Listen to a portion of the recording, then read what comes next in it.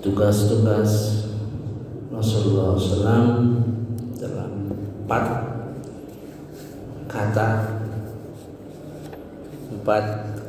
kata yang sangat memerlukan perhatian kita. Yutsla alaihim ayatihi wa yuzakkihim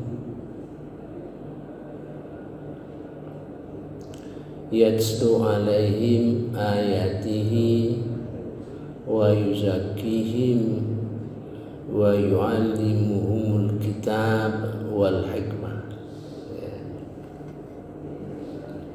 Kemudian 4 kata itu diiringi oleh 4 sifat al-asma al-husna, al-malik, al-qudus, al-aziz, al-hakim. Satu-satunya yang dikawal oleh 4 al-asmaul husna, biasanya 2 ya. Ada satu lagi penyebutan di dalam 4 al-asmaul husna tapi tidak mengawal apa-apa ya. Al-awal, al-akhir, al-batin, al-zahir, itu aja. Tidak ada yang dikawal. Mudah-mudahan Allah memberikan taufik dan hidayahnya sehingga nantinya akan terbuka, akan terbentang apa hubungannya. Kalau dari sisi arti kata memang berhubungan ya. Al-Qudus, suci, wa yuzakkihim, betul ya. Wa yu'allimuhumul kitab, mengajarkan ilmu Al-Quran. Benar, ilmu adalah power, kekuatan. Al-Aziz, Al-Hakim tentu berhubungan dengan Al-Hikmah ya, tapi kita tidak tahu bagaimana bentangan di antara kedua pasangan-pasangan kata itu. Insya Allah mudah-mudahan kita temukan setelah berjalan terus kita mengkaji Al-Quran. Sebelum kita melanjutkan kaitan dengan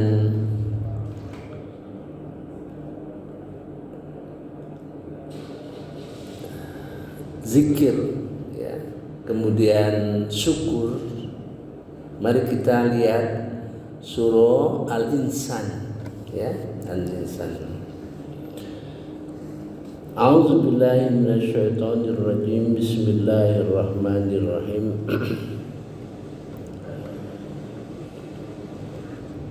Bukankah pernah datang kepada manusia waktu dari masa yang ketika itu belum merupakan sesuatu yang dapat disebut, yang disebut manusia ya. Pada saat kita belum jadi apa-apa ya, belum jadi ruh, tidak ada sama sekali ya. Hal ata alal insanahin, bukankah pernah datang kepada manusia hin, suatu masa, minad dahr, dari masa, lam yakun, yang belum menjadi sesuatu, syai'an madhkura, sebelum jadi sesuatu. Inna khalaqnal insan, sesungguhnya kami ciptakan manusia, min nutfatin amsyaj, dari tetes mani bercampur benih laki-laki dan perempuan. Itu pengantar saja sebetulnya. Pengantar. Nabtalihi faj'alnahu sami'an basira. Sungguh kami telah menciptakan manusia dari tetes mani yang bercampur. Tujuannya yang kami hendak mengujinya. Karena itu, jadi Tuhan akan menguji, ya. Allah akan menguji. Nabtalihi, kami akan mengujinya. Oleh sebab itu kami jadikan, diberi fasilitas.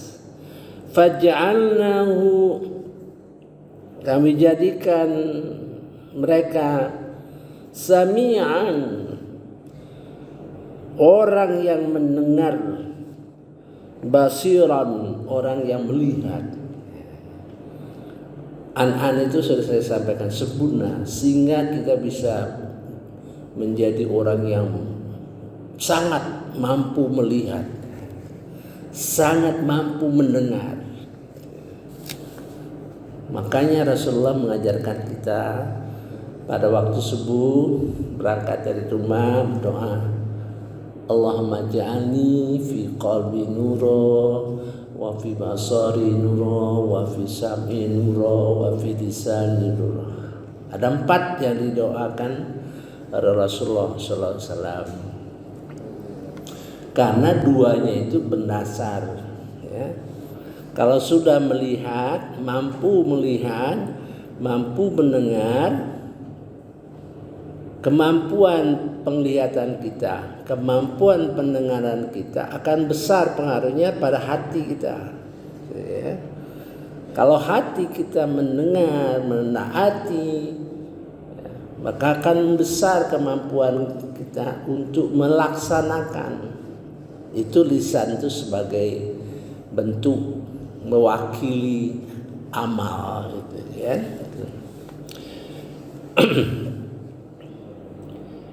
Inna hadainahu, itu yang ketiga. Sungguh kami telah menunjukkan kepada jalan yang lurus.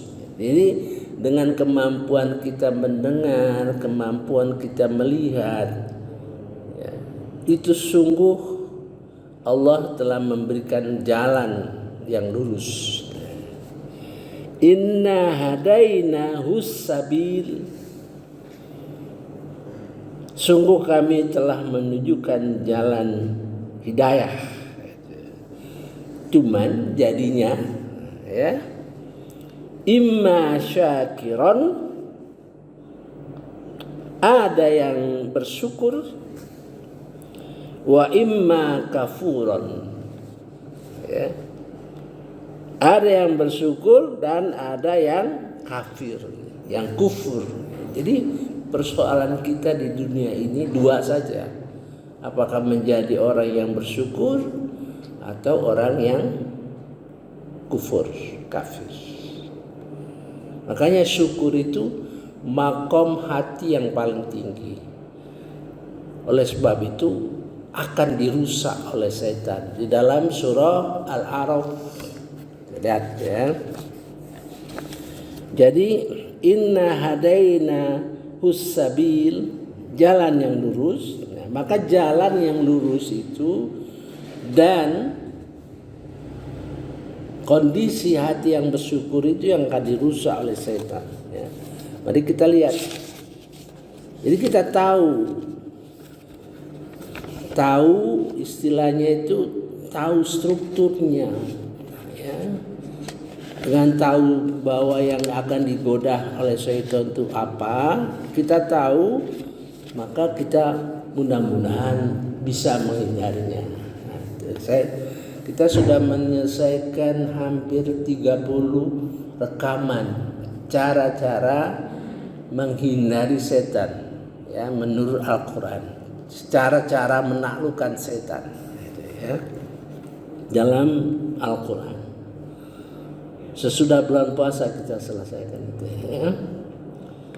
Nah, dalam surah Al-A'raf 16-17 ya, Iblis menjawab, karena engkau telah menyesatkan aku, pasti aku akan selalu menghalangi mereka dari jalanmu yang lurus. Qala fabima, Iblis berkata,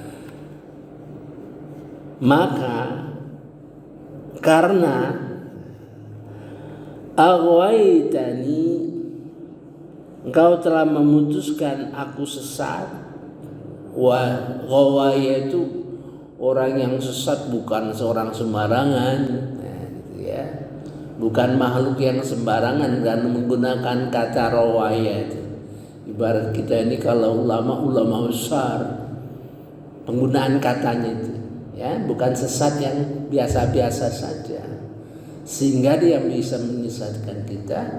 Quran pun disesatkan oleh mereka karena mereka paham Al-Quran ya itu. Aghaitani la'aqaudanna lahum, sungguh aku akan halangi mereka siratal mustaqim, dari jalanmu, siratal mustaqim.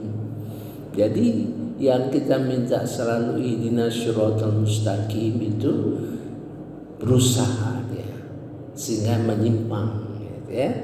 Saya sudah sampaikan ada 7 makna meresapi ihdinas siratal mustaqim ya, sudah saya jelaskan. Nanti kita ulang lagi karena pengulangan ini sebenarnya Al-Quran mengajarkan kita.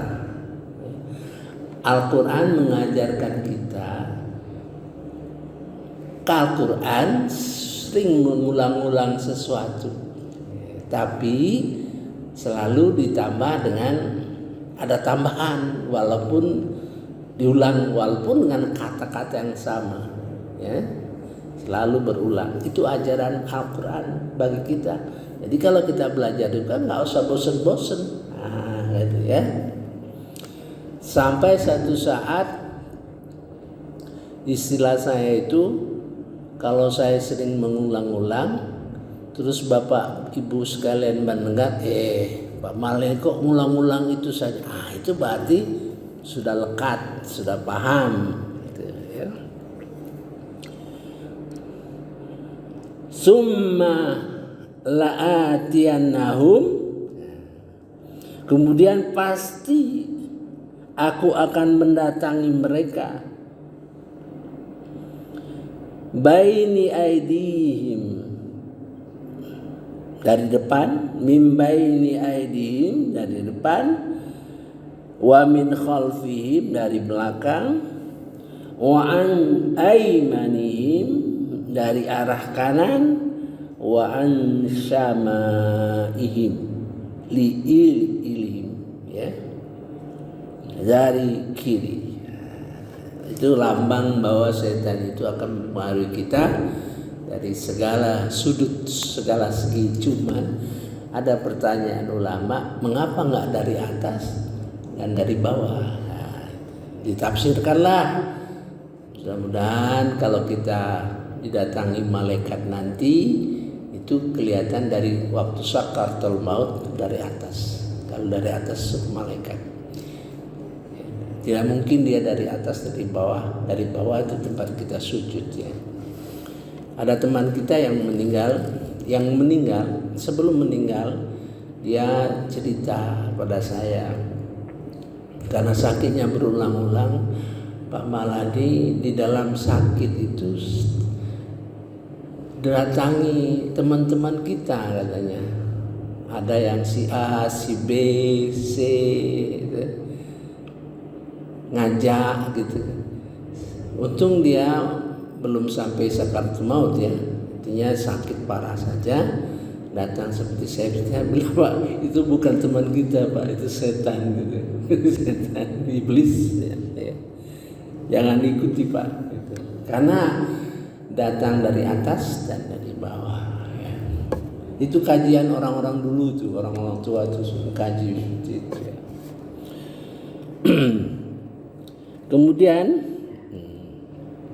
dan engkau tidak akan mendapatkan kebanyakan mereka bersyukur. Nah ini, wala tajidu, ya, dan engkau tidak dapat mendapati mereka aksarohum kebanyakan mereka bersyukur syakirin. Ya, mudah-mudahan kita termasuk orang yang bersyukur walaupun banyak. Dinyatakan banyak orang yang tidak bersyukur. Mudah-mudahan kita diberi Allah Subhanahu wa Ta'ala kemampuan melihat, kemampuan mendengar, ya, sehingga kita mampu mensyukuri nikmat-nikmat Allah Subhanahu wa Ta'ala. Nikmat yang zahir ataupun nikmat yang batin. Karena nikmat itu ada diceritakan di dalam Al-Quran, yang sifatnya Qur'ani, ada yang alam semesta, ya, nikmat itu. Maka di dalam surah Luqman, ya, surah Luqman itu diceritakan mengenai nikmat itu. Ya.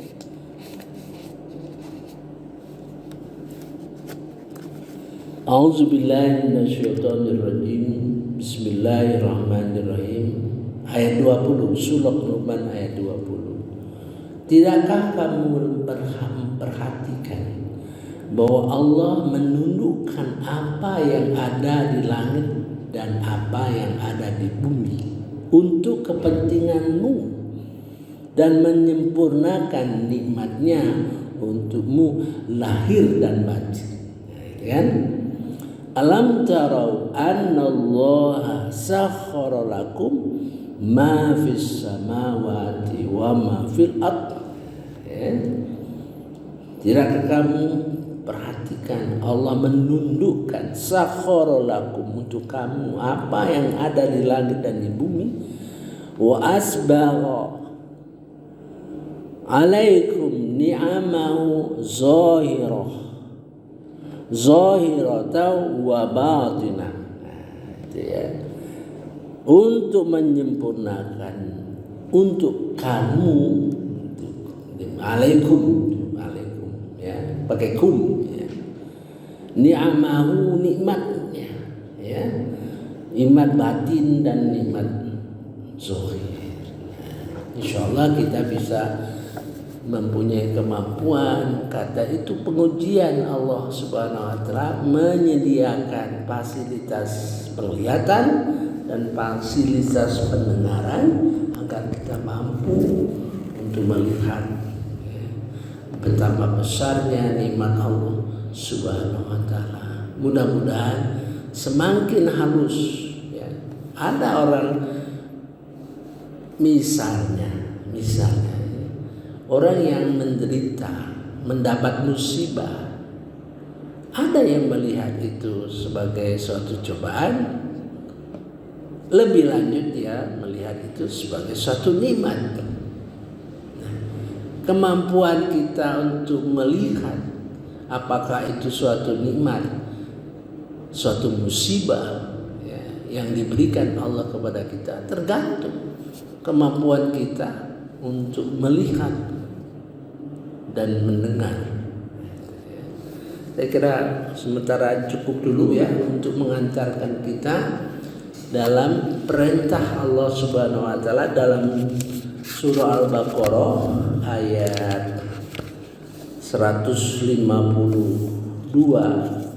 Perintah Allah Subhanahu wa Ta'ala di dalam ayat 152, ya, didahului dengan yatslu alaikum, ya, didului oleh Allah menyempurnakan nikmatnya. Nah itu, jadi turunnya Al-Quran itu merupakan nikmat bagi kita. Sebab itu dalam surah Kahfi ayat 1 disuruh kita mengucapkan alhamdulillah.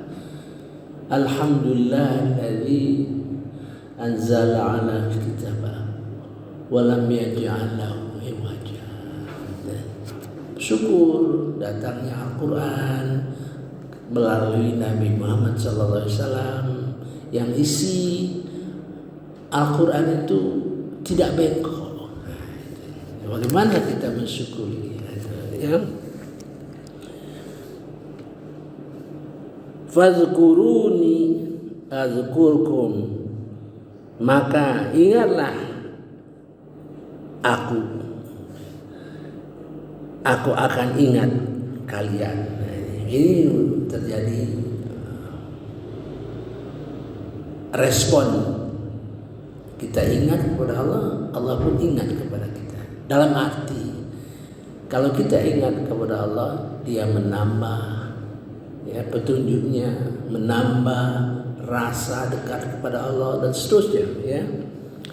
Washkuruli, bersyukurlah kamu kepadaku, wala takfurun, jangan jadi orang yang kufur. Ya. Subhanakallahumma wa bihamdika, asyhadu an la ilaha illa anta, astaghfiruka wa atubu ilaik. Wallahu a'lam.